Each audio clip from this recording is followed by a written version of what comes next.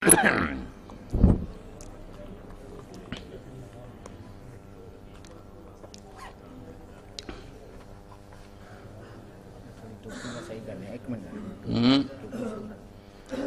دے set جنہ کرنی ہے۔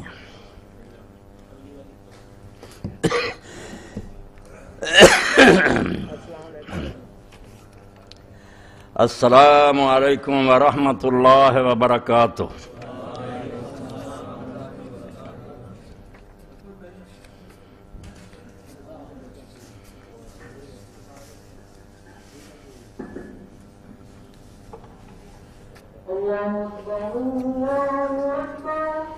اللہ اکبر اللہ اکبر۔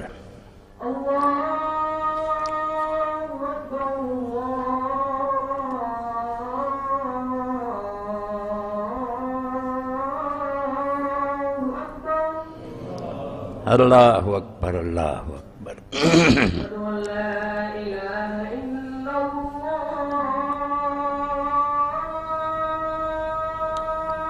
اشہد ان لا الہ الا اللہ۔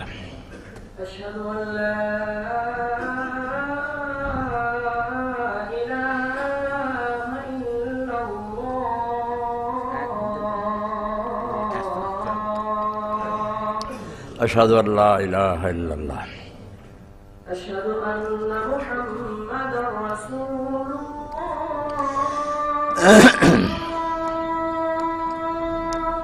اشہد ان محمد رسول اللہ۔ اللہم صلی علی محمد وآل محمد۔ محمدا رسول الله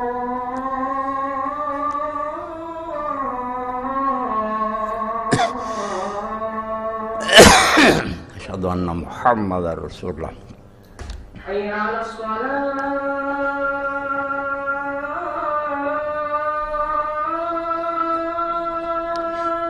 لا حول ولا قوة الا باللہ۔ حي على الصلاة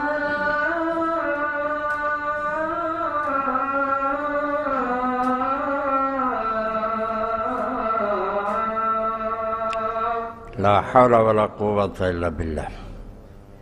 حي على الفلاح اخلاق ادھر کہنا لا حول ولا قوة الا باللہ۔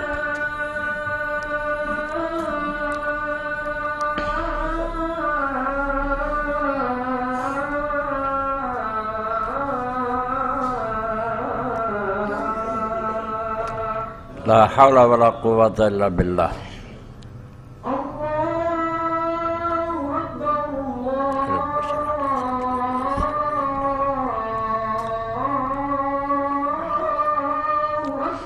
اللہ اکبر اللہ اکبر۔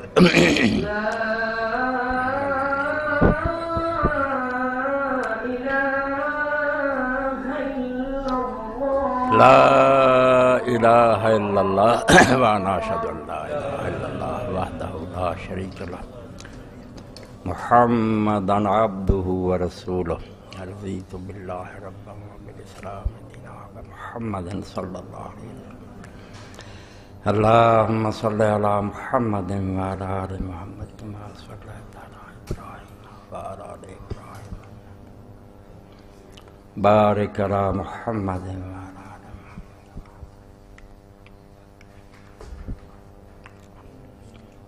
رب هذه الدعوة التامة والصلاة القائمة وابعث مقاما محمودا الذي وعدته۔ الحمد لله رب العالمين والصلاة والسلام على سيدنا ومولانا محمد وآله وصحبه أجمعين۔ اما بعد فاعوذ باللہ من الشیطان الرجیم۔ بسم اللہ الرحمن الرحیم۔ وَأَوْفُوا الْكَيْلَ إِذَا كِلْتُمْ وَزِنُوا بِالْقِسْطَاسِ الْمُسْتَقِيمِ ذَلِكَ خَيْرٌ وَأَحْسَنُ تَأْوِيلًا۔ واجب الاحترام سامعین کرام، اسلامی سال کا پہلا مہینہ محرم الحرام شروع ہو چکا ہے۔ اللہ کے رسول علیہ السلام نے اس کو شہر اللہ المحرم فرمایا کہ یہ اللہ کا مہینہ ہے۔ مہینے سارے اللہ کے ہیں، مگر کبھی کبھی کسی چیز کی شان بڑھانے کے لیے اس کو اللہ تعالیٰ کی طرف مضاف کر دیا جاتا ہے۔ جیسے گھر سارے اللہ کے ہیں مگر بیت اللہ، اونٹنیاں ساریاں اللہ کی ہیں، صالح علیہ السلام کی اونٹی ناقۃ اللہ، تو اللہ نے اس مہینہ کو فضیلت بخشی ہے، اس لیے اللہ کے رسول علیہ السلام نے صحیح مسلم میں ابو ہریرہ رضی اللہ عنہ کی روایت میں اس کو شہر اللہ المحرم فرمایا کہ یہ اللہ کا مہینہ۔ لوگ یہ چاہتے ہیں اور ایسا ہی کہتے ہیں کہ ساری دنیا کی قومیں جو ان کا سال خوشی سے شروع ہوتا ہے، اور وہ خوشی تو آپ دیکھ ہی رہے ہیں جیسے عیسائی لوگ مناتے ہیں، اور ان کی تقلید میں ہم بھی اب لگ پڑے ہیں ہوٹلوں میں شراب اور زنا اور ڈانس وغیرہ، یہی ہونا چاہیے۔ مگر یہاں ان لوگوں کی توقع اور امید کے خلاف کہتے ہیں کہ نہیں، مسلمان رونے دھونے میں لگ جاتے ہیں، نیتیں بد ہیں۔ یہ نہیں کہ کوئی نیک نیت سے یہ کہتے ہیں کہ خوشی سے سال شروع ہونا چاہیے، اصل میں ان لوگوں کے سینوں میں رسول اللہ صلی اللہ علیہ وسلم کی اولاد کے بارے میں بغض جو ہے وہ جم چکا ہے، اور وہ ان کی زبانوں سے بھی باہر آتا ہے، اور کتابوں پر کتابیں بھی یہ لوگ لکھ رہے ہیں۔ کوئی چھپی بات نہیں رہی کہ ایک طوفان بدتمیزی ہے جو برپا ہے۔ آپ اگر رسالوں کا اور کتابوں کا مطالعہ کریں تو حیران ہوں گے کہ حسین رضی اللہ تعالیٰ عنہ صرف کربلا میں شہید نہیں ہوئے، اب بھی مظلوم ہیں۔ تیروں کی اتنی بارش ہو رہی ہے کہ آدمی حیران ہوتا ہے کہ یہی لوگ جو کہتے ہیں یہ کوئی دینی مسئلہ، اگر یہ دینی مسئلہ نہیں کیوں محرم آتے ہی ہر رسالہ ہر کتاب اسی موضوع پر آتی؟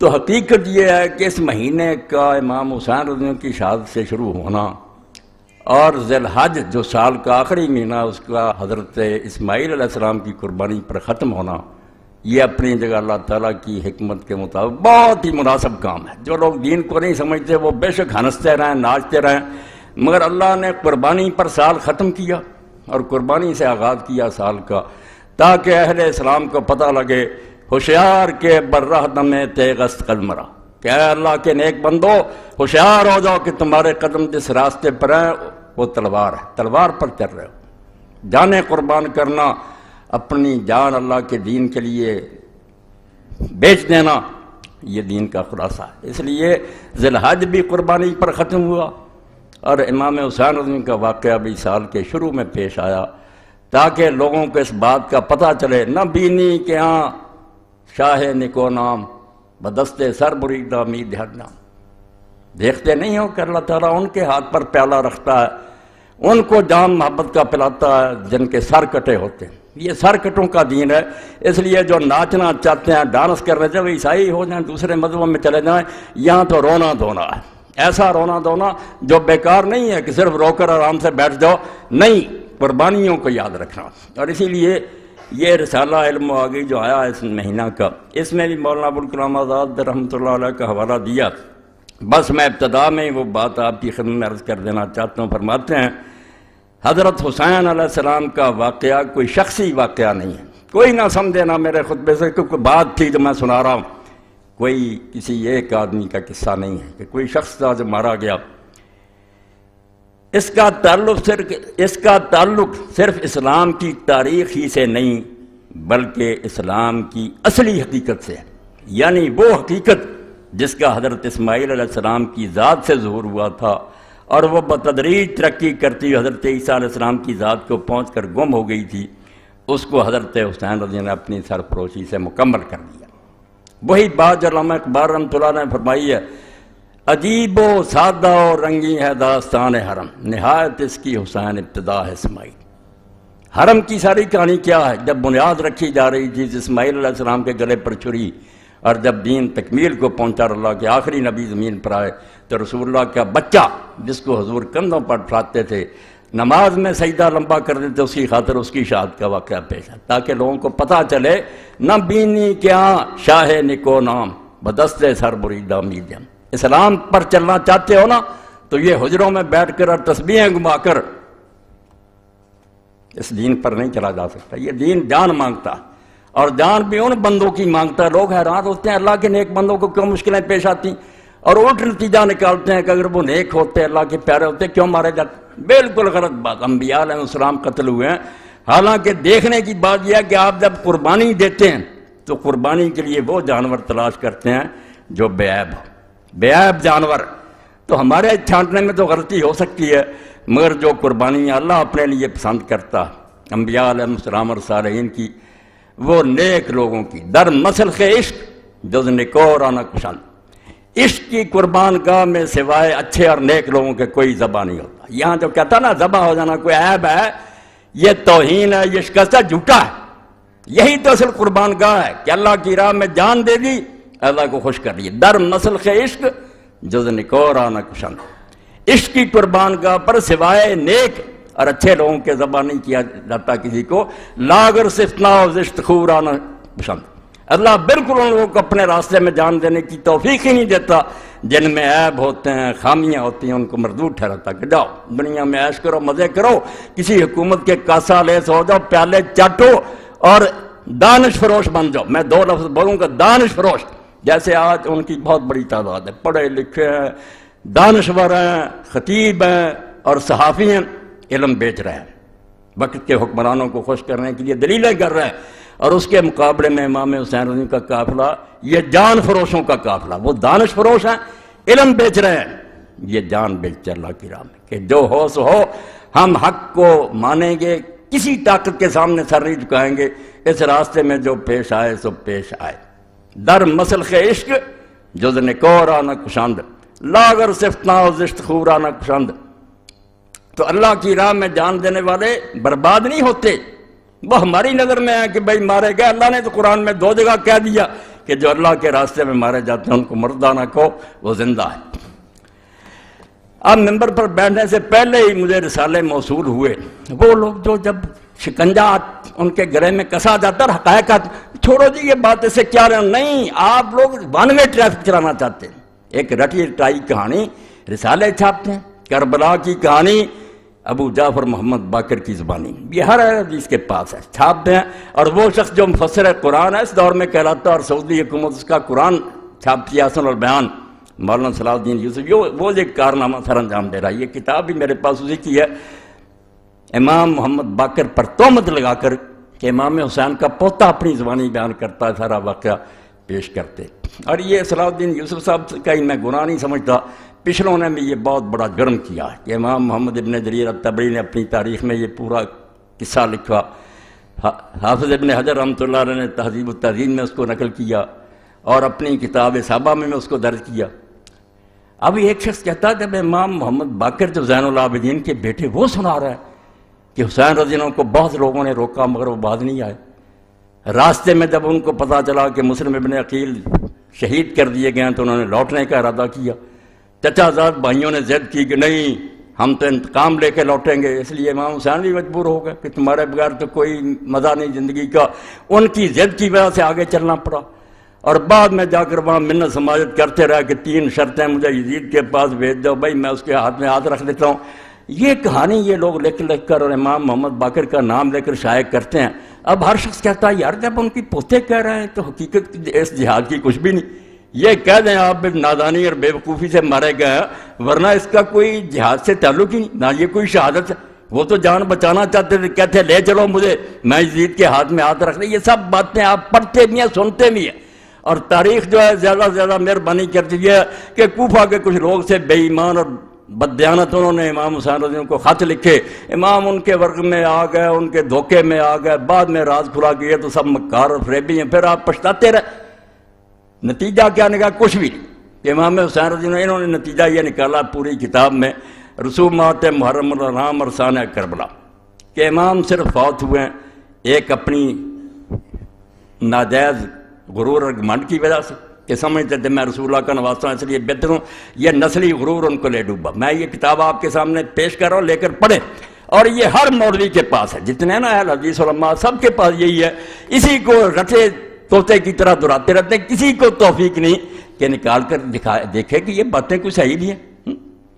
تو امام حسین رضی اللہ عنہ جی کہتے تھے کہ مجھے لے چلو میں بیعت کر لیتا ہوں، مگر دوسری بات جو بے وقوفی کی وہ عبید اللہ بن زیاد نے کی کہ اس نے ضد کی کہ پہلے میرے ہاتھ پر بیعت کرو پھر دمشق لے کر جاؤں گا، تو امام نے خواہ مخواہ ایک ناجائز بات کہی کہ نہیں تیرے ہاتھ گورنر پر بیعت نہیں کروں گا، وہاں میں کروں گا۔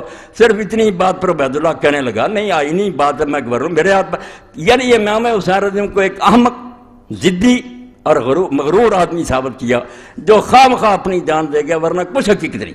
اور اس میں صاف صاف لکھا کہ یزید کو بیعت کا مطالبہ کرنے کا کیوں حق نہیں تھا، کیونکہ جب سوائے دو آدمیوں کے عبداللہ ابن زبیر اور امام حسین کے ساری سلطنت میں لوگوں نے اس کی بیعت کر لی تھی، وہ کیوں نہ بیعت مانگتا؟ امام حسین جھوٹا تھا. یہ پوری کتاب ہے. اب ہم اس کا جواب اگر میں دوں تو سارے شہر میں پروپگنڈا کہ مولوی اسحاق امام حسین کا بیان کرتا، اور ان دنوں میں آ کر یہ مسجد نہیں امام بارگاہ میں لعنت اللہ علی الظالمین. اللہ کے نامراد ظالم بندو، یزید کی حمایت میں تم کتابیں لکھو. امیر المومنین یزید رحمۃ اللہ علیہ جگہ جگہ اس میں لکھا، اور ہم امام حسین رضی کا بیان کریں. اور آپ لوگوں کو یہ توفیق ہی نہ کہ پوری کتاب میں نہ ابن تیمیہ کو یہ توفیق ہوئی، اللہ انہیں بھی معاف کرے، نہ انہیں ملی کہ رسول اللہ کی وہ حدیثیں تو کہیں ذکر کر دو کہ حضور نے پہلے بتایا نہیں تھا امام حسین رضی کے بارے میں. وہ صحیح حدیثیں نہیں ہیں، ان کو چھوتے تک نہیں. خطبے ہو رہے ہیں، کتابیں لکھی جا رہی ہیں، نہ کئی تنظیموں کے سربراہ میں ان کا نام کیا لو وہ بھی لکھ دیتے ہیں ثانیہ کربلا. کوئی نہیں یہ اٹھا کر دیکھتا کہ تاریخ کی جھوٹی روایتیں. یہ جو میں نے لکھ دیا کہ محمد باقر رحمۃ اللہ علیہ کی زبانی، اس کے بارے میں تو آپ سمجھ لیں کہ جہاں جہاں یہ لکھی ہے بالکل جھوٹ کا پرندہ. اس میں زکریا بن یحییٰ ضریر مجہول ہے. اور آگے چل کر جس نے یہ کہانی گڑھی ہے خالد بن عبداللہ الکسری، مکہ معظمہ میں بدقسمتی سے جو لوگ گورنر رہے ہیں ان پر پوری ایک کتاب ہے غایۃ المرام. اس میں اس کے حالات پڑھیں. اور امام ذہبی جو لکھتے ہیں کہ ناصبین سبات مکے کے ممبر پر چڑھ کر جو حضرت علی رضی اللہ عنہ کو علانیہ لعنت کرتا تھا وہی عبداللہ بن خالد کسری تھا، جس نے یہ کہانی گڑھی کہ امام حسین کے بارے میں یہ بات پھیلا دو کہ وہ تو واپس آنا چاہتے تھے، وہ تو یہ شرطیں پیش کرتے تھے، انہیں تو لوگ روکتے تھے. میں کہتا ہوں اس جھوٹے اور حضرت علی رضی اللہ عنہ پر لعنت کرنے والے کسی والے آؤ کہیں دنیا سے کوئی کتاب جس میں یہ آتا ہے کہ امام حسین رضی اللہ عنہ واپس آنا چاہتے تھے. خود یزیدی اور بنو امیہ کا گورنر کہانی گڑھے اور امام محمد باقر کی ذمہ لگا دے، اور تم اس کو یہ شائع کرو کہ کربلا کی کہانی محمد باقر کی زبانی. محمد باقر رحمۃ اللہ علیہ نے ان میں سے کوئی بات نہیں کہی. یہ سب جھوٹی باتیں. میں نے دو راوی جو ان کے نشان دے دیے. اصل سند جو ہے وہ تبری میں جہاں سے پتہ چلتا، باقی انہوں نے بلا سند کے نقل کر دیا نا کیسا ایسا. شروع کہاں سے ہوتی ہے، کون بیان کرتا؟ زکریا بن یحییٰ ضریر مجہول. اور آگے کون ہے؟ خالد بن عبداللہ الکسری، جس کو کہتے ہیں بغیض ناصبی، ایسا دشمن علی کہ مکہ کے ممبر پر حضرت علی رضی اللہ عنہ کی لعنت کرتا تھا. مگر ایسے لوگ پھر ان کو اللہ تعالیٰ معافی نہیں دیتا. آخر میں خود بنو امیہ نے اسے معذور کیا، اور جس برے طریقے سے اس کو پھر کوڑے لگائے اگر سزائیں ملی وہ تاریخ کا ایک حصہ. وہ پڑھنا چاہیے کہ ظالم کی گرفت کیسے ہوئی. پھر اس کی کہانی لئی پھر تو دشمن اہل بیت کی کہ امام محمد باقر نے یہ کہا. تو اللہ کے لیے توبہ کرو، حدیث کی کتابوں کی طرف رجوع کرو. حسین رضی اللہ تعالیٰ عنہ پاگل تھا، اور کسی ظالم نے آج تک نہیں کہا. اور یہ بات جو اس کو بیان نہیں کیا کہ کوفہ بلانے والے تھے کون. امام حسین رضی اللہ بچہ تھا جو لوگوں کے بلانے پر چلا گیا، جو اٹھتا کہ کوفہ والوں نے بلایا اور بعد میں انہوں نے پورا نہیں کیا. ظالموں شرم کرو. وہ بلانے والا وہ جو امیر معاویہ رضی اللہ اس کے پاسن بھی نہیں. حضرت سلیمان بن سرد رضی اللہ کو کہتے ہو کہ وہ جھوٹا تھا. 5 آدمی ہیں جنہوں نے پہلا خط لکھا اور اپنے گھر میں جس نے دعوت دی لوگوں کو بلایا کہ اللہ نے ایک طاغوت سے ہماری جان چھڑائی اور ایک دوسرا ظالم مسلط ہو گیا، آؤ حسین کو کھڑا کرو اور اس کا ساتھ دو، ان ظالموں سے جان چھڑائی. وہ خط پڑھو اس کا صحابی کا، امیر معاویہ رضی اللہ کا پتہ لگے کہ وہ صحابی کیا سمجھتے تھے کہ ایک طاغیہ اور طاغوت مرا اور ایک اور مسلط ہو گیا ہماری گردنوں پر. حضرت سلیمان بن سرد خزائی. اور بعد میں اس نے کیسے نبھایا. اگر اور توفیق نہیں تو البدایہ والنہایہ امام ابن کثیر کی اٹھا کر دیکھ رہو، اس کی شہادت کا واقعہ پڑھو کہ کس طرح اس نے ان ظالموں سے بدلہ لینے کے لیے بعد میں پھر لوگوں کو جمع کیا کہ ہم وقتی طور پر ٹھیک ہے دب گئے. عبید اللہ ابن زیاد نے دھوکے سے شہر پر قبضہ کر لیا، کرفیو نافذ کر دیا، ہمارے لیڈر گرفتار کر لیے، ہم مدد نہیں کر سکے امام حسین رضی اللہ کی. مگر یہ الزام ہم پر آ گیا کہ ہم نے بلایا تھا. بالکل صریح جھوٹ ہے. کوفہ والوں نے کوئی دھوکہ نہیں کیا، ان میں سے کوئی جھوٹا نہیں تھا. وہ سارے امام حسین کے رضی اللہ تعالیٰ ان کے والد کے فدائی تھے. اور حضرت سلیمان ابن سرد رضی اللہ صحابین جلیلا نبیذا فاضلا جن کی شہادت کے واقعات لکھا اور امام نے لکھا کہ شہید ہو گیا اللہ ان پر بے شمار رحمتیں کرے، اس کو ظالموں بدنام کرتے کہ جھوٹا تھا اور بنا دیا تھا. بدلہ لینے کے لیے اٹھا. اس تحریک کو توابون کی تحریک کہتے ہیں. 4000 آدمی کربلا میں گئے، امام حسین رضی اللہ کی خبر پر عید کیا کہ یا بدلہ لیں گے ان ظالموں سے یا اپنی جانیں دے دیں گے. عبید اللہ زیاد کے ساتھ پھر مار کے بیچارے مارے گئے، شہید ہو گئے. بعد میں بدلہ جس کی قسمت میں تھا مختار ابن ابی عبیدہ سکری، اس نے ایک ایک کا صفایا کیا، شمر اور ابن زیاد سارے جتنے اس کے ہاتھ سے مارے گئے، مگر یہ حضرت سلیمان ابن سردار ان کے ساتھی جتنے بلانے والے تھے یہ عین الوردہ کے مقام پر شہید ہوئے، اپنی جانیں انہوں نے دے دیا، اپنا وعدہ نبھا دیا۔ تو جھوٹ اتنا پھیلایا گیا کہ جس کا جی چاہتا وہ کہانی چھوٹی سی بیان کر دیتا، بالکل اس طرح ہی جیسے میرے ایک استاد تھے کالج میں، وہ کہہ رہے تھے کہ اگر بات کو برباد کرنا تو اس کا طریقہ یہ ہے کہ لوگ بیٹھے ہوئے تھے کھانا کھا رہے تھے، تو ایک آدمی نے کوئی کہانی چھوڑ دی، وہ بیچارہ لمبی بیان کرنے لگا، اتنے میں دوسرے کھا گئے۔ اس نے ایک دن سوچا میں بھی اس کو پھنساؤں گا، اس نے کہا یار یوسف علیہ السلام کا قصہ کیا تھا؟ اب قصہ تو اتنا لمبا قرآن مجید میں اتنا لمبا آیا، مگر اس نے چالاک تھا، اس نے کہا پدرے بود پسرے داشت گم کر دو بادیات۔ اور بات تو اتنی، ایک باپ تھا، اس کا بیٹا تھا، وہ گم ہو گیا، مل گیا، بس قصہ ختم ہو گیا کہ حسین رضی اللہ کو کوفیوں نے بلایا، دھوکہ کیا، یہ بعد میں منتیں ترلے کرتے رہے، مارے گئے۔ ظالموں، اللہ کی کروڑ لعنت ہے جھوٹوں پر۔ حسین رضی اللہ کی وہ شہادت جس کے بارے میں اللہ کے رسول جب بات ہی اللہ کی طرف سے بتلائی گئی اس وقت روئے، تمہیں یہ حدیثیں نہیں یاد آتی؟ اور اگر اس کے بارے میں شبہات تو سلسلۃ الحدیث صحیحہ دوسری جلد وہ علامہ البانی صاحب رحمۃ اللہ علیہ کی دیکھ لیں، ساری اکٹھی کر دیں۔ میں یہاں صرف الفتح الربانی جو مسند احمد کی تبیب ہے اس میں سے پڑھتا ہوں۔ یہ 23ویں جلد ہے۔ عن عائشہ ام سلمہ قال اب کی شک ہوا یعنی عبداللہ بن سعید ان نبی صلی اللہ علیہ وسلم قال لإحداهما لقد دخل علی البیت مرک لم يدخل علی قبلہ۔ رسول اللہ صلی اللہ علیہ وسلم کی ایک زوجہ مطہرہ آپ کے حجرہ میں داخل ہوئی، تو رسول کریم علیہ السلام نے فرمایا کہ ابھی ابھی میرے حجرے میں ایک فرشتہ ایسا آیا تھا جو اس سے پہلے کبھی نہیں آیا۔ فقال علی ان ابنک ھذا حسین مقتول، اس نے مجھے یہ اطلاع دی کہ تمہارا یہ بچہ شہید کر دیا جائے گا۔ وَإِنْ شِئْتَ أَرَيْتُكَ مِنْ تُرْبَةِ الْأَرْضِ الَّتِي يُقْتَلُ بِهَا، تو پھر اس نے کہا کہ اگر آپ چاہتے ہیں کہ اس زمین کی مٹی دکھائی جائے تو میں اس کی مٹی آپ کو دکھا دیتا۔ قال فأخرج تربة حمراء، تو ام سلمہ رضی اللہ کہتی ہیں حضور نے پھر سرخ مٹی بھی مجھے دکھائی کہ یہ اس فرشتے نے مجھے مٹی دی ہے۔ صحیح حدیث، کوئی شک شبہ نہیں۔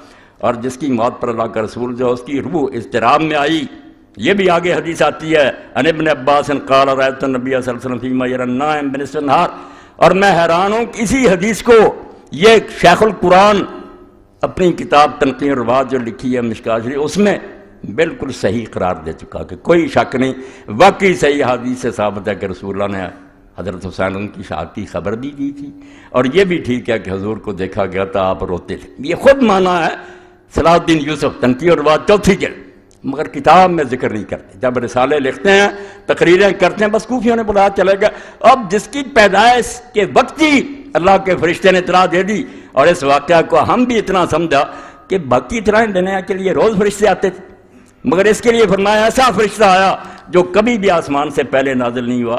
تو ابن عباس پھر جس دن شہید ہوئے اس دن کا واقعہ بیان کرتے ہیں، رایت النبی صلی اللہ علیہ وسلم فیما یری النائم بنصف النہار، اس کو بھی صحیح کہا کہ میں نے دوپہر کے وقت اللہ کے رسول اللہ علیہ وسلم کو خواب میں دیکھا، وہ قائم اشس اکبر بیدہ قارورہ فیہا دم، حضور کھڑے تھے، آپ کے بال بکھرے ہوئے تھے، بدن مبارک پر داڑھی مبارک پر سر مبارک پر مٹی پڑی ہوئی تھی، ہاتھ میں شیشی تھی، اس میں خون بھرا ہوا تھا۔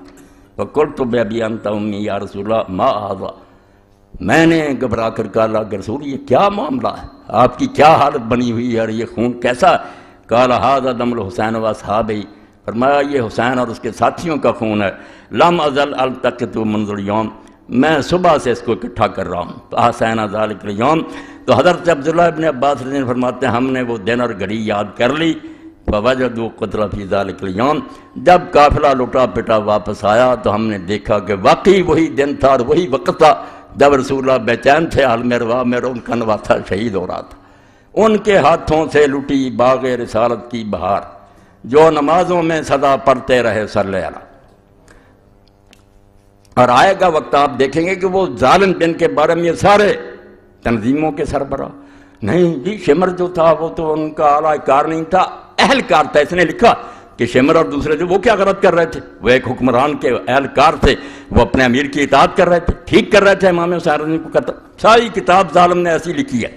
اور حال یہ علم کا میں اس لیے خطبہ اردو میں کرا رہا ہوں کہ یہ لاہور پہنچایا جائے، یہ صلاح الدین یوسف صاحب کو دیا جائے کہ آپ کے علم کا حال یہ ہے کہ 19 صفحہ پر آپ نے لکھا ہے یہ تعزیہ کی مذمت کرتی ہو، تعزیہ غلط ہے تو ٹھیک ہے غلط ہے، مگر حدیث دیتے ہیں حدیث میں آتا ہے اوپر لکھ رہا ہے تازیہ پرست حضرت حسین رضی اللہ کی مصنوعی قبر بناتے ہیں اور اس کی زیارت کو ثواب سمجھتے ہیں، حالانکہ حدیث میں آتا ہے، یہ یاد کر لو حدیث میں آتا ہے، میں پڑھوں گا حدیث، اور ادھر کون نہیں جانتا کہ اللہ کے رسول اللہ علیہ وسلم کی متواتر حدیث ہے کہ اگر کسی نے میرا نام لے کر کوئی بات کہی جو میں نے نہیں کی اس کا ٹھکانہ جہنم ہے۔ اب اس کو بھیج دینا، خط بھی لکھو اور یہ کتاب کا حوالہ دے کر بھی لکھو کہ جہاں یہ حدیث ہے دے حوالہ بھی سن لینا، من زار قبرا بلا مقبور فکانما عبد الصنم، جس نے ایسی خالی قبر کی زیارت کی جس میں کوئی میت نہیں تو گویا اس نے بت کی پوجا کی۔ رسالہ تنبیہ الظالین از مولانا اولاد حسن وارد نواب صدیق حسن خان رحمہ اللہ تعالیٰ۔ اب پوچھے یہ کوئی حدیث کی کتاب ہے؟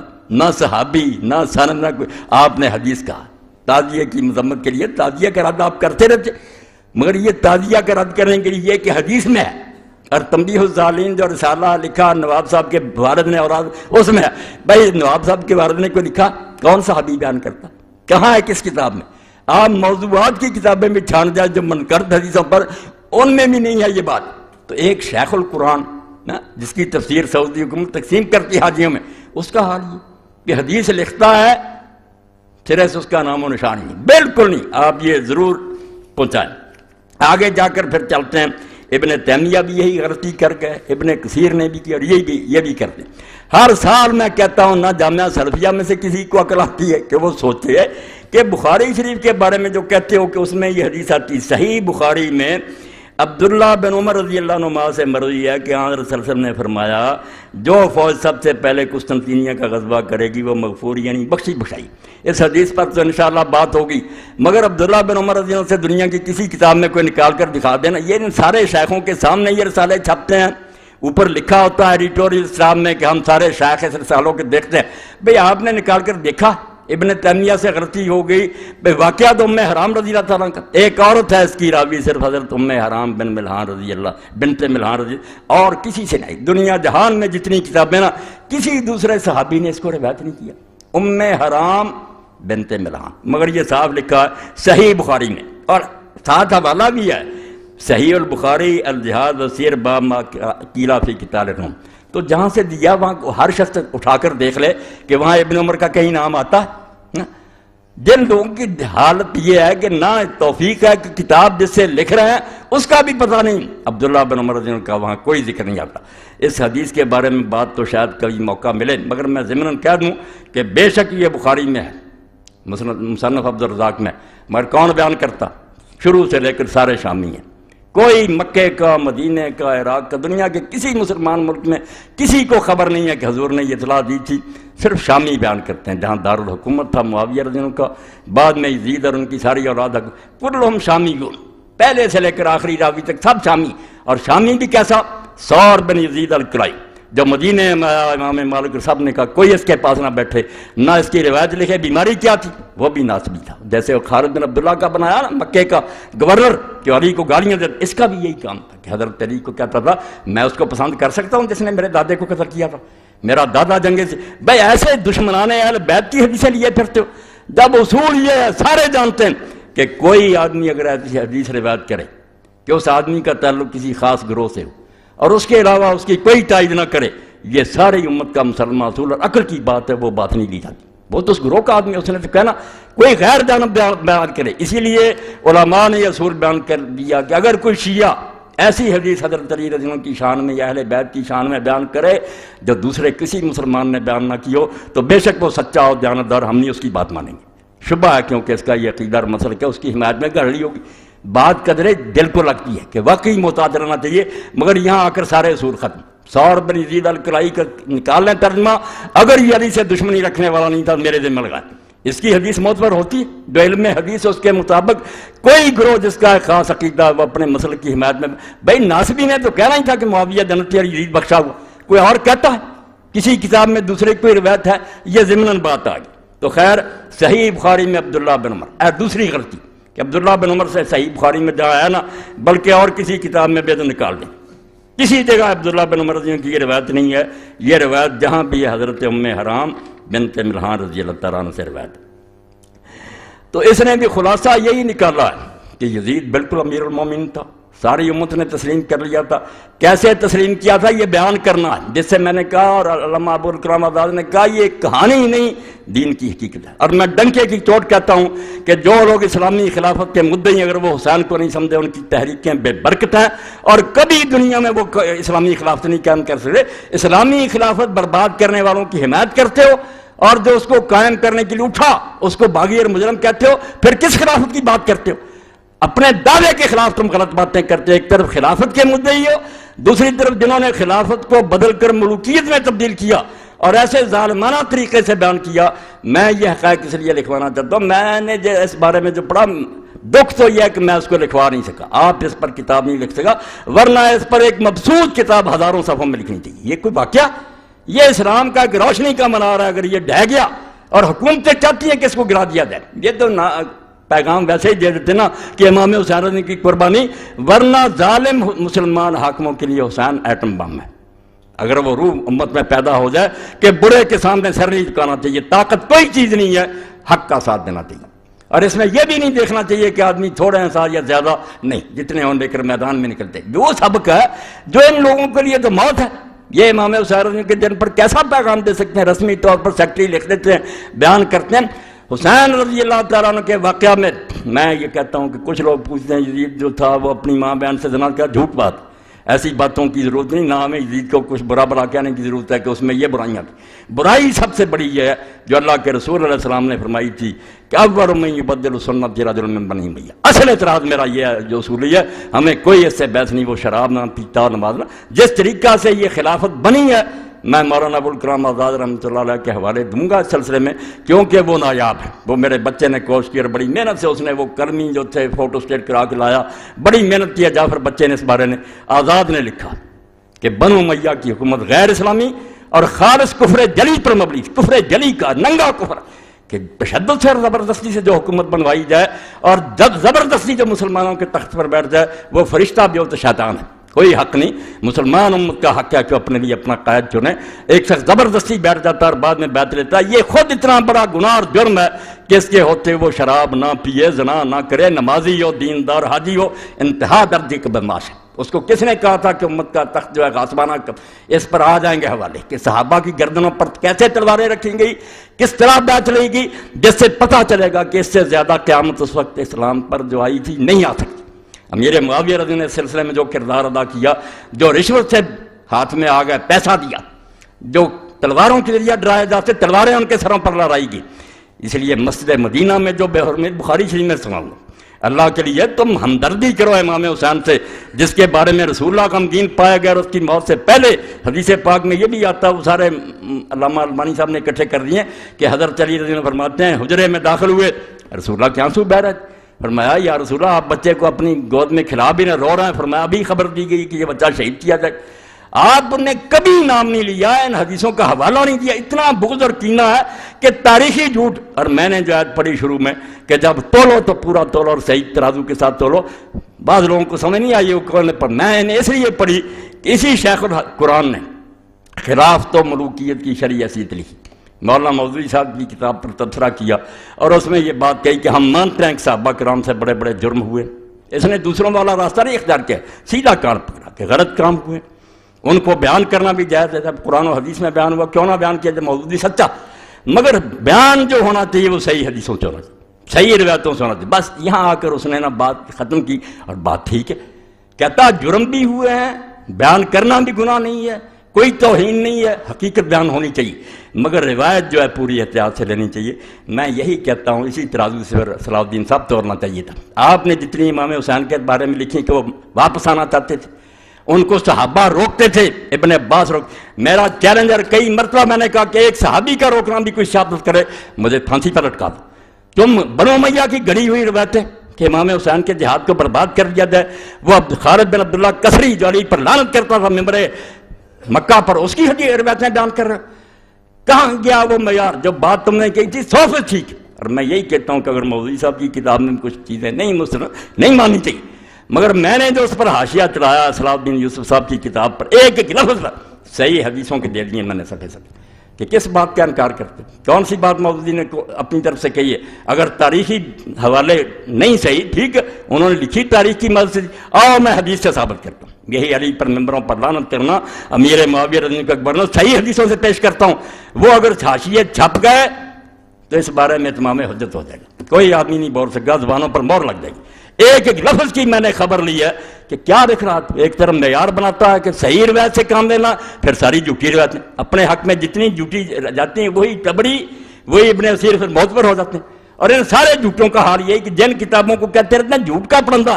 جب الو سیدھا ہوتا کہ امام حسین واپس آنا چاہتے تھے شرطیں، پھر وہی کتابیں معتبر ہو جاتی۔ میں ایسا نہیں کرتا، میں کہتا ہوں وازن بالقسطاس المستقیم، ایک صحیح ترازو لو، اس سے تولو، آپ پہ خلاف جائے یا آپ پہ حق میں جائے، بات وہ کہو جس کی سند مضبوط ہے۔ اس لیے میں آپ سب حضرات سے یہ کہتا ہوں کہ اللہ کے لیے حسین رضی کے واقعہ کو کوئی قصہ نہ سمجھیں، یہ جیسے کہا نا ابن مولانا ابوالکلام آزاد نے کہ یہ اسلام کی حقیقت ہے، اسلام سمجھنا چاہتے ہو کہ ہے کیا؟ صرف حسین، رمز قرآن حسینہ موختم زیاد شیو شورا فروختم۔ اقبال کہتا ہے قرآن کی تفسیر تو ہمیں سمجھ ہی حسین سے آئی، جب حسین کو سمجھا تو پتہ چلا کہ مسلمان طاغوتوں کے سامنے سر جھکانے کے لیے پیدا نہیں ہوا کہ ظالم تختوں پر بیٹھ جائیں، ہم صرف سر جھکاتے رہیں۔ اور اس پر بھی میں پڑھوں گا کہ جب سے یہ نظریہ ایجاد کیا اہل سنت نے اور اہل حدیث نے کہ متسلط اور متغلب جو تخت پر بیٹھ جائے، بس نظریہ ضرورت کے تحت اس کو تسلیم کرو، میں اللہ کو حاضر ناظر کر کے کہتا ہوں کہ سارے دین کی بربادی اس لیے ہوئی کہ جس چیز سے یہ ڈرے تھے نا کہ اگر مقابلے میں اٹھے تو خون ریزیاں ہوں گی، اس سے زیادہ برائیاں آئیں، خون دینے سے تو بچ گئے، یہ ڈانیں بچاری چوہوں کی طرح بلوں میں گھس گئے، مگر حرام دادے سے زیادہ حرام دادہ آگے آتا گیا اور امت آج تک بھگت رہی ہے۔ اگر یہ سمجھتے کہ نہیں جیسے میری زمین پر کوئی قبضہ کر لے وہ غاصب ہے، جہاں تک ممکن ہو میرے لیے اس اپنا قطعہ چھڑانا فرض ہے۔ یہ حکومت جو ہے یہ جمہور کی ملک، کتنے کہتے ہیں جمہوریت کفر ہے؟ جمہوریت کفر یہودیوں عیسائیوں والی ہے کہ 50 سے زیادہ آدمی ہو جائے کہ شراب حلال ہے، ہمارے ایسا نہیں ہے، جو اللہ نے حلال و حرام کر دیا وہی ہے، مگر اس کی تنفیذ کے لیے، اس کو چلانے کے لیے جو آئے گی ایجنسی، جو لوگ آئیں گے وہ کیسے آئیں گے؟ تلوار سے لوگ تخت پر بیٹھیں گے، دوسروں کو مار کر جو تخت پر قبضہ کرے وہ طریقہ ہوگا، یا باپ کے بعد بیٹا بیٹھتا جائے گا چاہے نالائق ہی؟ اور اس کے تماشے بھی لوگوں نے پہلی صدی میں دیکھے۔ حسین رضی اللہ عنہ تو شہید ہوگا، مگر یہ رسم بد امیر معاویہ رضی اللہ عنہ نے شروع کر دی سنتاً سریہ، اس کا انجام کیا ہوا؟ پھر حضرت عبداللہ ابن زبیر رضی اللہ عنہ کی بیعت ساری دنیا نے کر لی، ساری دنیا نے یزید کے بعد ان کی بیعت کر لی، صرف شام کا علاقہ رہ گیا۔ وہاں سے بھی مروان نے تہیہ کیا کہ چلو یار مدینہ چلیں اور ابن زبیر کی بیعت کر لیں، وہ صحابی ہیں، صحابی کے بیٹے ہیں، حضور کی پھوپھی کے اولاد ہیں، جھگڑے ختم کریں۔ یہی عبید اللہ ابن زیاد حرامی یہ ملا، اور یزید کا ماموں ملا حسان بن مالک بن بدر، اس نے کہا کیا کر رہا ہے؟ آج تک علی سے جنگیں لڑتے رہے، اس کی رات کے آپ ان کے ساتھ جا کر صلح کرتے ہو؟ پھر دیا مروان نے اپنی بیعت لے لی، اور بیعت کے بعد جا کر پھر جنگ لڑی حضرت ضحاک بن قیس صحابی کے ساتھ، وہ ابن زبیر کے حامی تھے، مرج راحت کوئی ایک کربلا، وہاں وہ حضرت قیس بن ضحاک مارے گئے، مروان غالب آ گیا، پھر اس نے مصر بھی چھین لیا، آہستہ آہستہ بعد میں ان کا بیٹا جو تھا عبد الملک بن مروان وہ ظالم، اس نے مکے کا محاصرہ کیا، عبداللہ ابن زبیر شہید کر دیے گئے، درختوں پر ان کی لاش لٹکی رہی، یہ صحیح مسلم میں پڑھ لیں آپ، ظالموں نے کیا حشر کیا۔ اور حضرت اسماء بنت ابی بکر کو حجاج نے کہا تیرا بیٹا منافق تھا، آج کہتے ہیں کسی صحابی کو برا، حجاج نے سامنے کہا ابو بکر صدیق کی بیٹی کے رسول اللہ کی سالی اور ابن زبیر کی عبداللہ بن تیرا بچہ منافقین کا سردار تھا، اس نے کہا نہیں وہ نمازی تھا، حاجی تھا، دین پر تھا، اور بعد میں لاش کئی دیر لٹکی رہی، اور ابن حضرت اسماء لونڈی کو ساتھ لے کر گئی، نظر نہیں تھی، اور اپنی لونڈی سے پوچھا کبھی وقت نہیں آیا کہ سواری سے اترتے، لاش لٹک رہی تھی، ان ظالموں کی باتیں کرتے۔ تو مروان نے جب یہ سارا دھندا چلایا، اور جس نے مشورہ دیا تھا یزید کا ماموں حسان بن مالک بن بہادر الکلبی، یعنی مسلمانوں کی حکومت کیسے تماشا بنی؟ رونا یہ کہ جو اتنی بڑی عظیم شے تھی رسول اللہ کی خلافت کہ یہاں قدم رکھتی ہوئے ابو بکر صدیق اور حضرت عمر ڈرتے کہ نہیں اور کسی کو بنا لو، وہ تماشا بن گئی، لوٹ کا مال بن گئی۔ کہیں مروان اٹھ کھڑا ہوا اور مروان نے حضرت ضحاک بن قیس کو قتل کیا۔ اب وہ جو حسان بن مالک بن بہادر تھا، اس کا یزید کا بیٹا آگے خالد تھا، اس نے کہا بھائی مروان میرے بھانجے کے بیٹے کو دو، ہاں اپنے پاس اس کو خلیفہ نامزد کرو۔ اب ایک تو شرارت اس مروان نے یہ کی کہ خالد کی ماں اپنے نکاح میں لے آئے اس کو ذلیل کرنے کے لیے کہ یزید کی بیوی کر لی تاکہ خالد بول ہی نہ سکے کہ میری ماں کا تو شوہر ہے۔ اور دوسری طرف جب وہ محفل میں آتا ایسی بد زبانی اور بدگوئی کر یبن رتبہ اے بڑی نرم و نازک چوتڑوں والی کی بیٹا ہے، بڑا ذلیل ہوا۔ اس نے جا کر ماں سے ایک دن کہا کہ تو یہ نکاح نہ کرتی تو میں یہ دن نہ دیکھتا۔ اس نے کہا چپ کر جا، ذکر نہ کرنا، ہو جائے گا ٹھیک۔ اس نے اپنی لونڈیوں کے ساتھ طے کیا یہ اسلامی خلافت کا رونا رونا، پہلی صدی رسول اللہ کی گدی کیسے ان لوگوں نے ذلیل کی۔ صحابہ بیٹھے رہ گئے، بڑے بڑے مجاہدین بدر احد کے بیٹھے رہ گئے، اور یہ ایسے بچے بیٹھنے شروع ہو گئے۔ اب اس نے جب آیا مروان تو پوچھا مروان نے کہ خالد نے میرے بارے میں کوئی بات نہیں کی تھی؟ انہوں نے کہا نہیں، اس نے کیوں کہنا تھا، وہ تو آپ کا بڑا ادب کرتا۔ مطمئن کر دیا، مگر جب رات کو سویا اس نے سرہانا گلے پر رکھا، آپ بھی اوپر بیٹھ گئی، لوڑیاں بھی بیٹھ گئیں، اسی طرح یہ خبیث مرا۔ 6 مہینے صرف حکومت کی، مگر اپنے بعد خالد کو دینے کی بجائے وہ ماموں نے جو چکر چلایا تھا نا یزید کے کہ میرے بانجے کے بیٹے کو وہ نہیں کیا، اپنے بیٹے عبد الملک اور عبد العزیز کے لیے وصیت کر گیا۔ خلافت مذاق بن گئی کہ اپنی نسل میں باندھتے پھرو، مسلمان بس منہ میں گنگنیاں ڈالے بیٹھے رہے، تماشا دیکھتے رہے کدھر جاتی۔ بعد میں ایسے ہوا، وہ خالد بھی تنہا رہ گیا، یہ خلیفہ بن گیا عبد الملک نے اب کیا چچا کا لڑکا تھا عمر بن سعید اشدق، جس کے بارے میں امام شوکانی لکھتے ہیں کہ آج تک اسلام کی آنکھیں رونے سے بند نہیں، جو ظلم اور اس نے کیے خبیث نے اسلام کی آنکھوں سے آج تک آنسو ٹپک رہے ہیں۔ ایسے ظالم مسلط کیا میرے معاویہ اور یہ ایک حسین کی بات ہے، حسین بیچارہ کیوں نہ میدان میں آتا، اس نے دیکھا کہ آج رسول اللہ نہیں ہے، آج علی نہیں ہے، آج حسن نہیں ہے، میں ہی حضور کا جانشین۔ اور یہ سارے سمجھتے ہیں کہ ساری دنیا اگر بیعت کر رہے تو انہیں نہیں ٹھنڈ پڑ سکتی، یہ توقع کرتے ہیں کہ رسول اللہ کا بچہ بیعت کرے۔ میں اگر یہ اعلان کر دوں کہ یہ خلیفہ برحق ہے، نمازیں نہ پڑھنے والا، شراب پینے والا، تو میں نے تو رسول اللہ کا دین جو ہے اس کی بیع کر دی، حضور کا دین جو اپنے ہاتھ سے دفن کر دیا۔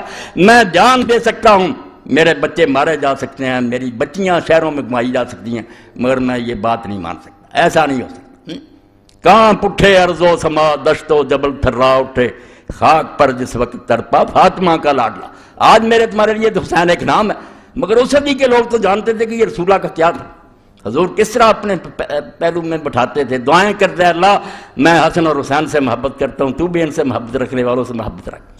اور کسی موقع پر فرمایا کہ ابھی فرشتہ نازل ہوا جس نے کہا کہ یہ دونوں جنت کے جوانوں کے سردار ہیں، ذکر ہی نہیں کی۔ یہ کتاب میں اور رسالے آ رہے ہیں، حرام ہے اگر ذکر کریں کہ حضور نے خبر نہیں دی تھی، فرشتہ کیا شہید ہوا، سن لیں ان سے مطالبہ کریں کہ مولا یہ حدیث نہیں پڑھی، حضرت ابن عباس نے رسول اللہ کو اس طرح غمگین نہیں دیکھا، اور حضور نے فرمایا نہیں کہ فرشتے نے اطلاع دی کہ یہ دونوں جنت کے جوانوں کے سردار ہیں۔ اگر اس طرح کے احمق اور متکبر اور مغرور ہیں، صرف نسلی غرور میں پھنسے ہوئے مرتے پھرتے، کس لیے جنت کے سردار ہیں؟ حضور کے زمانے میں تو بچے تھے، کیا کارنامہ انہوں نے کیا کہ حضور نے یہ سرٹیفکیٹ دیا؟ اگر ان کے یہ کارنامے غلط ہیں تو کیوں حضور نے کہا جنت کے جوان؟ پھر تو یہی بات ہوگی نانے نے اپنے نواسوں کی تعریف کر دی، معاذ اللہ دین تباہ ہو جائے گا۔ اور یہ بھی کہا کہ ان کی ماں فاطمہ جنت کی عورتوں کی سردار، اور ساتھ ہی یہ کہا، بچے نے سن کر جا کر پھر ایک عالم دین سے پوچھا کہ یہ بھی کبھی پڑھا؟ انہوں نے کہا یہ نہیں پڑھا۔ اس نے جب کہا نکالو سلسلہ طلب، انہوں نے کہا یار آپ کی وسعت سے یہ حدیث بھی میرے علم آ گئی، میرا نہیں بتایا کہ آپ نے فرمایا یہ دونوں جنت کے سردار ہیں، وابوہ خیر منہما، اور ان کا باپ ان دونوں سے بھی بہتر ہے۔ اور ایک دن رسول کریم علیہ السلام آئے، رات کا وقت تھا، حضرت فاطمہ رضی کے گھر میں تھے، بچہ جاگا، اس نے پانی مانگا، دوسرے میں بھی جاگ پڑے، حضرت حسن حسین دونوں، دوسرے میں مانگا، حضور پہلے کو دینے لگے تو حضرت فاطمہ رضی نے کہا کہ رسول اللہ آپ کو یہ زیادہ پیارا؟ فرمایا نہیں زیادہ پیارا نہیں، دونوں نے مانگا مگر اس نے پہلے مانگا۔ اور اس وقت کہا کہ کیا فاطمہ تم اس پر خوش نہیں ہو کہ تمہارا خامد اور تمہارے دونوں بچے وہاں ہوں گے جہاں جنت میں ہوں گا؟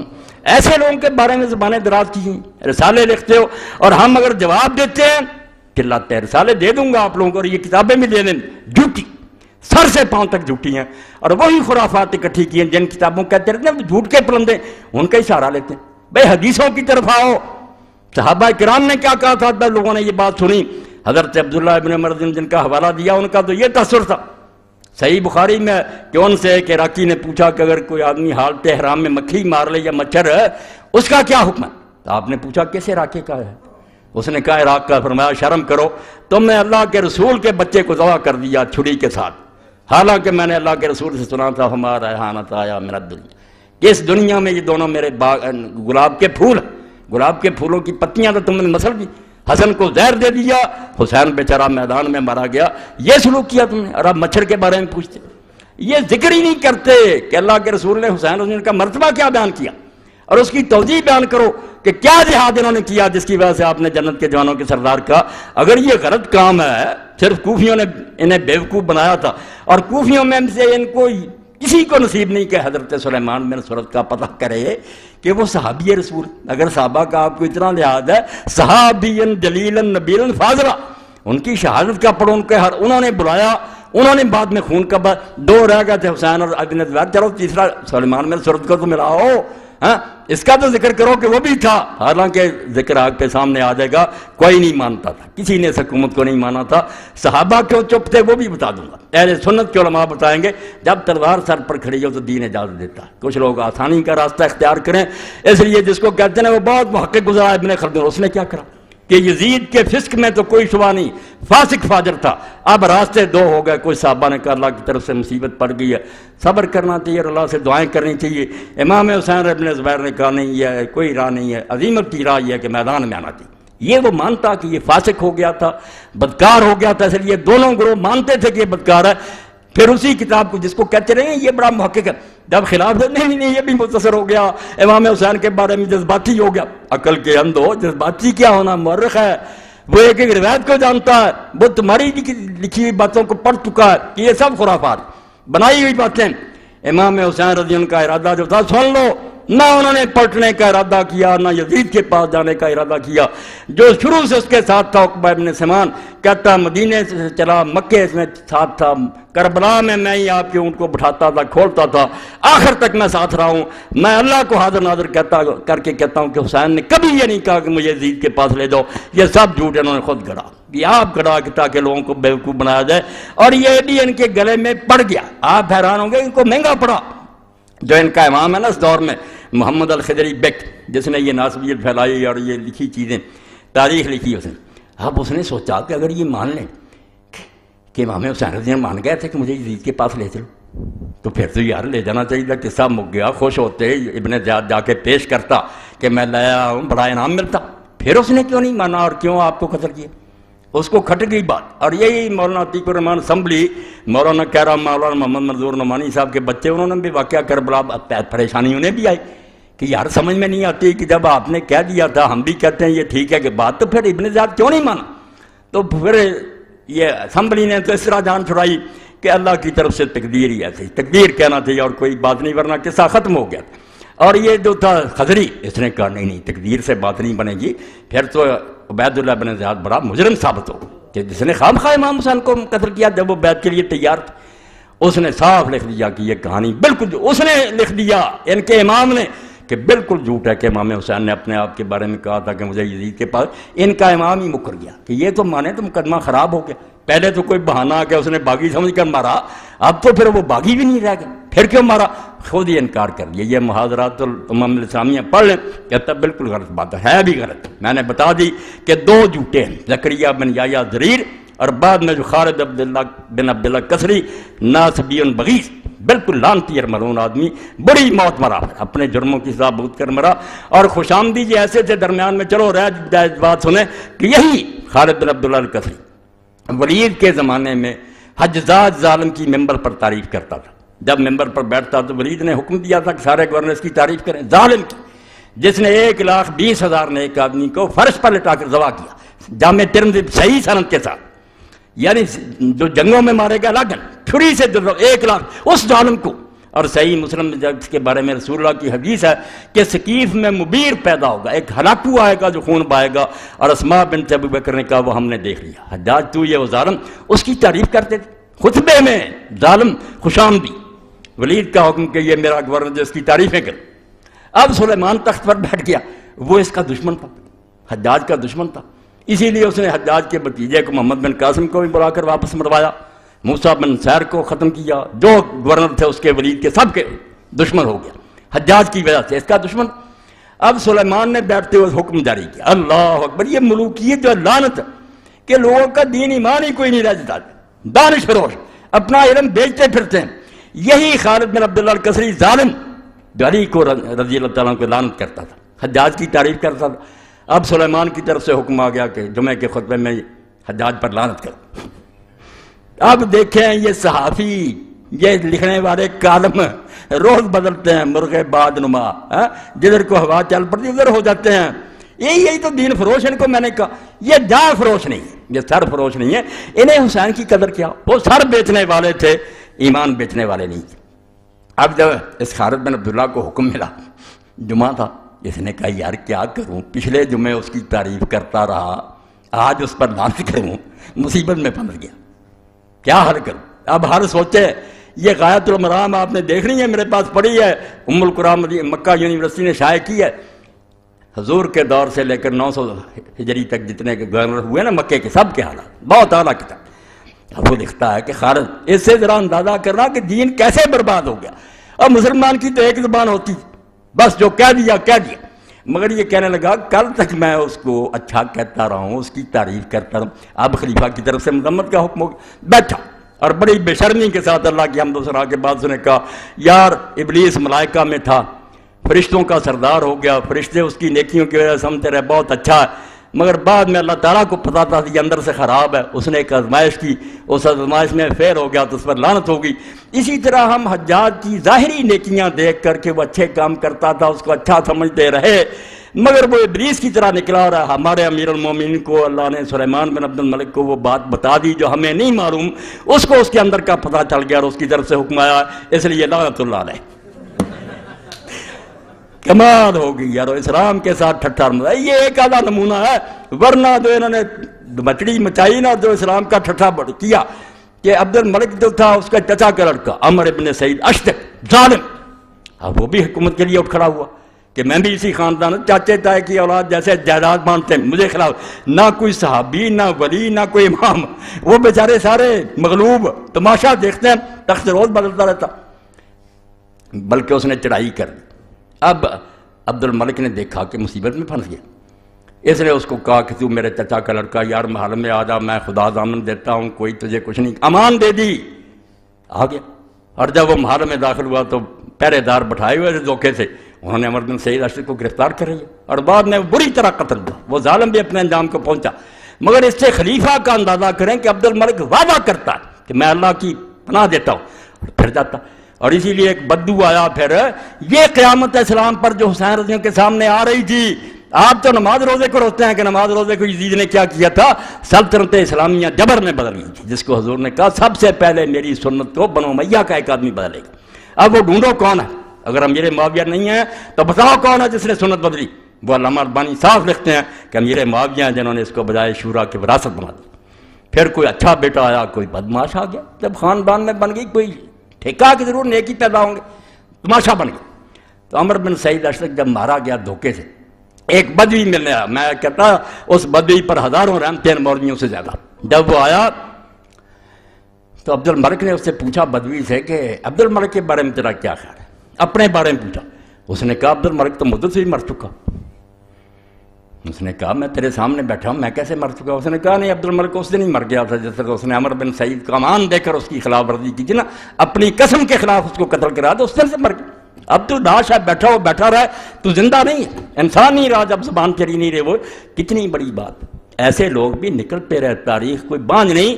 امیر معاویہ کے دربار میں عورتیں جاتی رہیں اور دلیری سے حضرت علی کے فضائل بیان کرتی ہیں اور اس کی مرمت کرتی، ڈری نہیں۔ خیر یہ الگ موضوع ہے، آہستہ آہستہ امت یہاں تک پہنچی ہے جہاں اب ہم پہنچ گئے کہ حق کہنے والا نہیں رہا، زبانیں گنگ ہو گئی ہیں، سارے اس میں عافیت سمجھتے ہیں کہ آرام سے یار اپنا وقت گزارو، کیوں حکومت کو مخالف کرنا۔ یہ وہ لعنت ہے جو امیر معاویہ رضی اللہ عنہ سے شروع ہوئی، یزید نے اس کو مضبوط کیا، اور باب الصنایا سلطان، بس اس کا حوالہ دے کر ختم کروں گا، بات لمبی، صحیح بخاری میں نکال لینا شرح، کہ لوگ جاتے تھے صحابہ کی اولاد اور تابعین، چھوٹے موٹے نہیں، یزید کے سامنے جاتے تھے، اور بعد میں آ کر ابن عمر سے انہوں نے کہا ہم جانتے ہیں کہ وہ غلط باتیں کرتا، ظلم کے فیصلے کرتا، مگر ہم اس کی تعریفیں کرتے ہیں اس کے منہ پر۔ تو ابن عمر رضی اللہ عنہ نے فرمایا یہی وہ منافقت ہے جس کو حضور نے اپنے دور میں کہا، دو زبانیں منافقت، مگر منافقت پیدا کر دی، تلوار کے زور سے پیدا کر دی۔ علماء بیچارے کیا کرتے، اب ہمیں بلایا جاتا، کوئی افسر بیٹھا ہوتا، ہم مولوی اور علماء بھی بس دوسری زبان استعمال کرتے، جان چھڑاتے۔ یہ منافقت اور امت کو بغیرت بنانا، اس کا آغاز یزید کے دور سے ہوا، اور صحیح حدیثوں میں اس کے تذکرے ہیں۔ اس لیے جن میں غیرت تھی وہ اٹھ کھڑے ہوئے کہ بجائے زندہ رہنے کے مرنا بہتر ہے، اور میری بات کا انجام اس پر ہے کہ حسین رضی اللہ عنہ کا جو علم لہراتا تھا، جو جھنڈا آپ کے پاس تھا، جو اس پر لکھا ہوا تھا میرے بھائی اور براؤ بہنوں، وہی بس امام کا مشن اور وہی دین کا نچوڑ ہے۔ وَإِنْ كَانَتِ الْأَبْدَانُ لِلْمَوْتِ أُنْشِئَتْ فَقَتْلُ امْرٍ فِي اللَّهِ أَوْلَىٰ وَأَفْضَلُ۔ جب یہ جسم بنے ہی اس لیے ہیں کہ ایک دن انہوں نے مرنا ہے، تو کیوں نہ پھر آدمی اللہ کی راہ میں مرے، یہ اس کا مرنا افضل اور بہتر ہوگا۔ وَإِنْ كَانَتِ الْأَبْدَانُ لِلْمَوْتِ أُنْشِئَتْ، اس لیے حسین کو سمجھنا تو اس جھنڈے کو دیکھو، اور اگر تم بزدل ہو، چوہے ہو اور بلوں میں گھسے ہوئے ہو، تو اللہ کے لیے حسین کو نیچے گرانے کی کوشش نہ کرو کہ وہ بے وقوف تھا، لوگوں کے کہنے میں آ گیا۔ نہیں، وہ دانا تھا، وہ کوفہ میں رہا تھا، وہ ایک آدمی کو جانتا تھا کہ یہ کیسے آدمی ہے، وہ اس کے باپ کے صحابی تھے، ان کے بارے میں اس کو کوئی شبہ نہیں تھا، اور نہ انہوں نے کسی نے دھوکہ کیا۔ یہ تاریخ کی کتابیں جو کورسز میں لگائیں، ان کو آگ لگا دو، جو کوفہ والوں کو بدنام کرتے ہیں، وہ خالص اور مخلص تھے، اور انہوں نے بعد میں بدلہ لینے کے لیے اپنی جانیں دی۔ تم بکواس کرتے ہو، تمہارے گورنر نے اور تمہاری فوج نے آ کر ان کو بے بس کر دیا، بعضوں کے ہاتھ پاؤں کاٹ دیے، بعضوں کو لٹکا دیا۔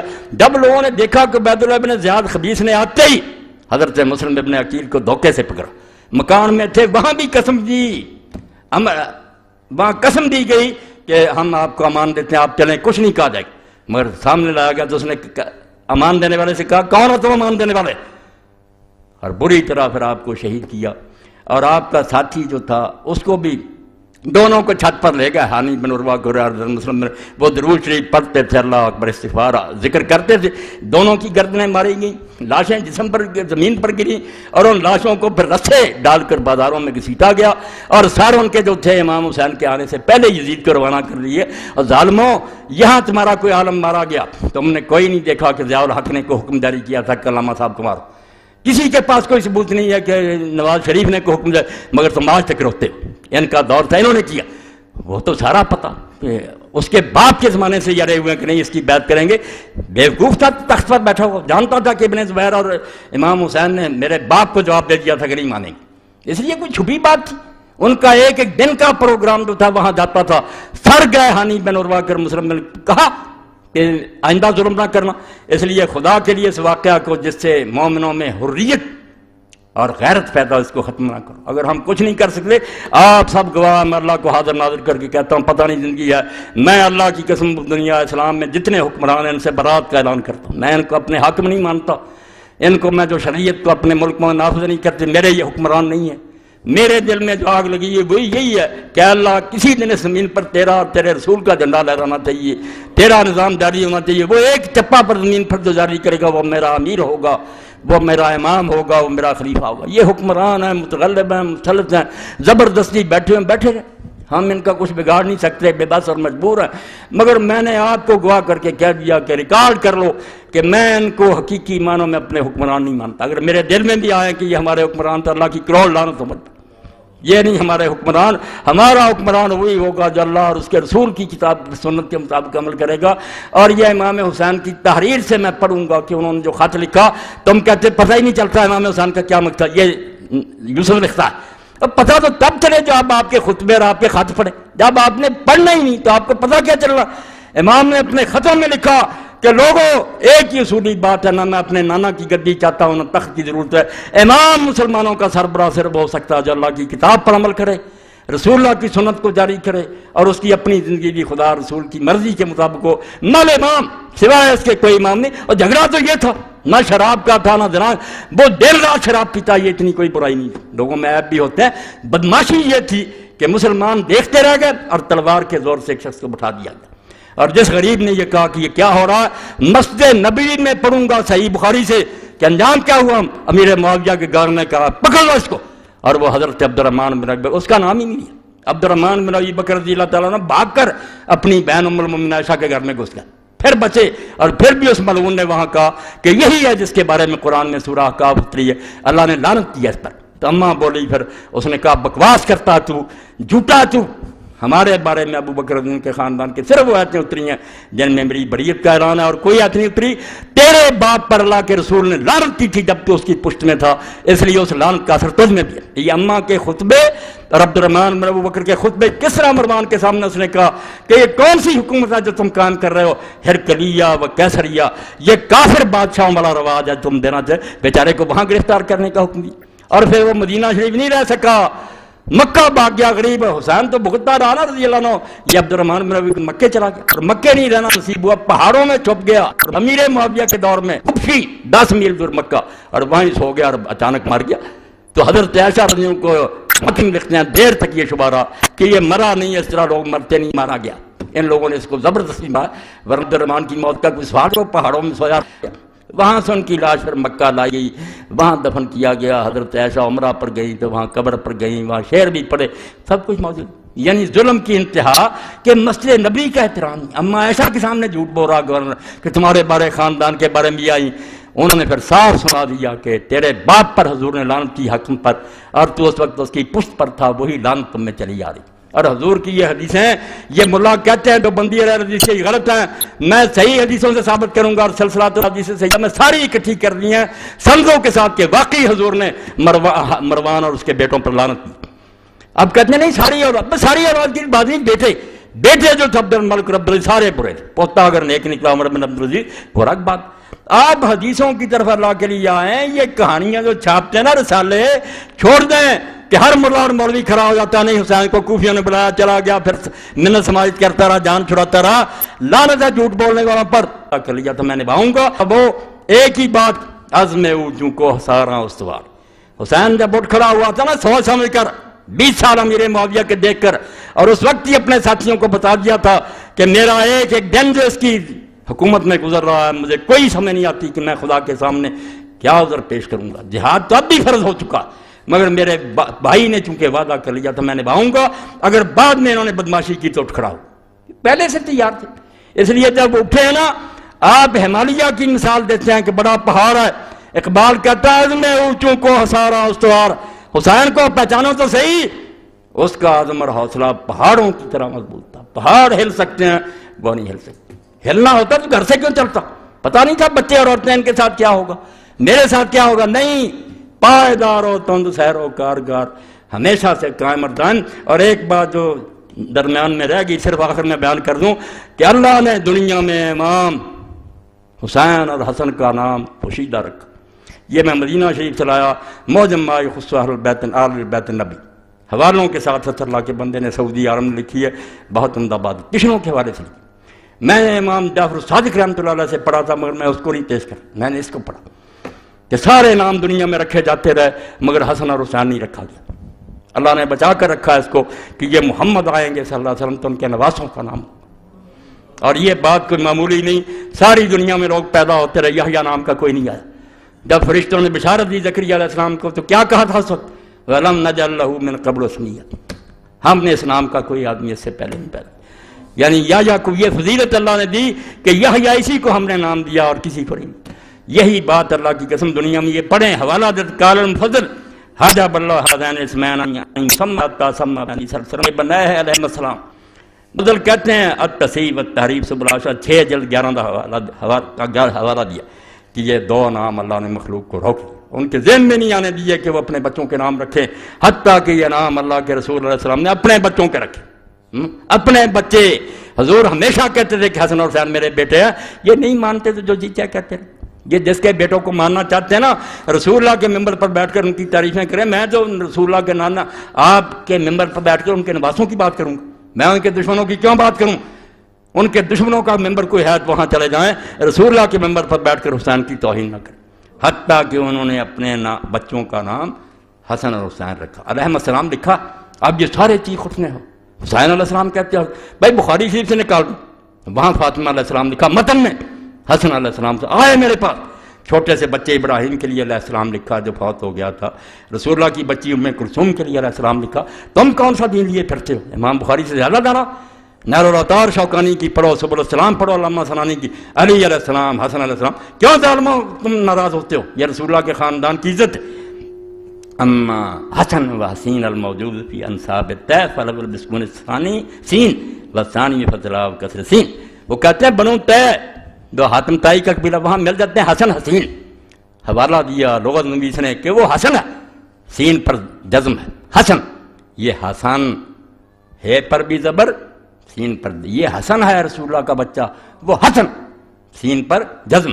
اور دوسرا نام جو وہاں پایا جاتا ہے حسین، زیر ہے نیچے اور آگے یہ ہے، یہاں ہے حسین، اس لیے حسن ہے پر زبر، سین پر زبر، اور حسین یہ نہیں کسی کے نام رکھے گا، یہ اللہ کے رسول کے بچوں کے رکھے گئے۔ اور جب ہم صحیح بخاری میں پڑھتے ہیں، کیا کروں وقت ہی نہیں ملتا، اللہ کا رسول جب اپنے بچوں کو دم کرتا تھا حسن اور حسین کو، تو کیا کہتا تھا اس وقت، کن کی مثال دیتا تھا؟ فرماتا تھا اللہ کا رسول علیہ الصلوۃ والسلام کہ یہی وہ دم ہے جو میرا باپ ابراہیم اپنے بیٹے اسماعیل اور اسحاق پر کرتا تھا۔ کن کا حوالہ دیتا تھا؟